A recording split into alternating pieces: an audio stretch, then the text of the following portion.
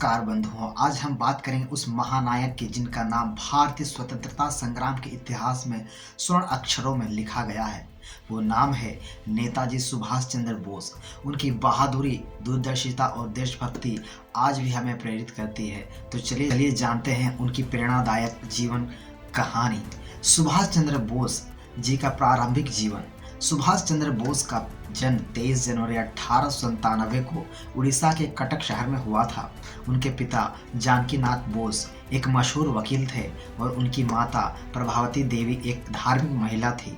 बचपन से ही सुभाष चंद्र बोस पढ़ाई में तेज और अनुशासन प्रिय थे।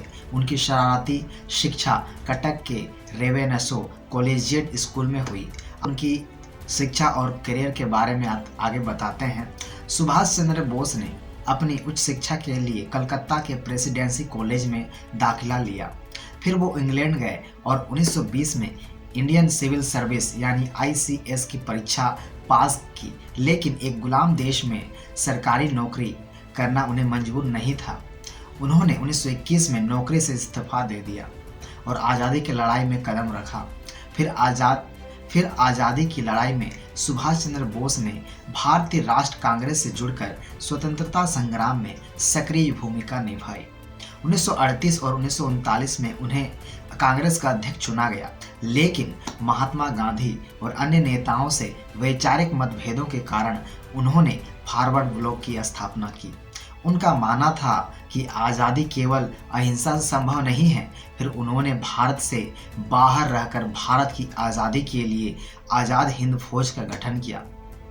द्वितीय विश्व युद्ध के दौरान सुभाष चंद्र बोस ने ब्रिटिश हुकूमत को उखाड़ फेंकने के लिए जापान और जर्मनी से सहयोग मांगा। उन्होंने 1943 में आज़ाद हिंद फौज का गठन किया और दिल्ली चलो का नारा दिया। उनका सपना था कि भारत को हर संभव तरीके से आज़ाद कराया जाए। नेताजी का अंत कैसे हुआ यह आज भी रहस्य बनी हुई है। यह बात है दूसरे विश्व युद्ध की, जिस समय में 1945 में एक विमान दुर्घटना में उनकी मृत्यु की खबर आई, लेकिन उनकी मृत्यु अब भी एक रहस्य बनी हुई है। कई लोग मानते हैं कि नेताजी ने गुप्त तरीके से अपने जीवन के अंतिम साल गुजारे। नेताजी का देह का अंत हो गया, लेकिन उनके विचारों का अंत नहीं हुआ। नेताजी सुभाष चंद्र का जीवन हमें सिखाता है कि देश प्रेम और संघर्ष के बिना आज़ादी संभव नहीं। उनका आदर्श वाक्य था, तुम मुझे खून दो, मैं तुम्हें आज़ादी दूंगा। उनका सपना एक स्वतंत्र और शक्तिशाली भारत था और हमें उनके विचारों को आगे बढ़ाने की जरूरत है।